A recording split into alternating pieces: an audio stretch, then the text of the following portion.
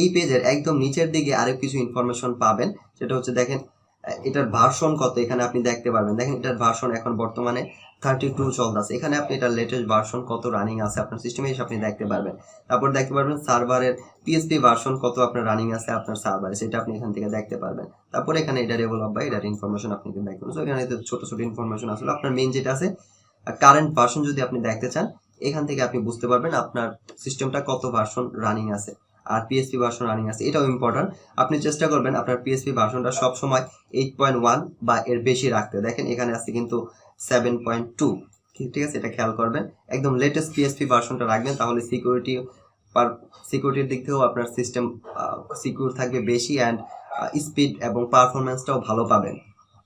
ওকে, তো latest PSP version কিভাবে update করবেন এটা যদি আপনি জেনে থাকেন তাহলে তো করবেনই, আপনার সি প্যানেলে এই ফিচার পেয়ে যাবেন, সেখান থেকে করবেন। আর যদি আপনি না জানেন তাহলে কিভাবে আপডেট করতে হয় latest PSP version, no problem, আপনি জাস্ট এখানে দেখবেন যদি 8.1 এর কম থাকে তাহলে আপনি আমাদের জানাবেন, আমরা আপনাকে এটা আপডেট করে দিব, নো প্রবলেম।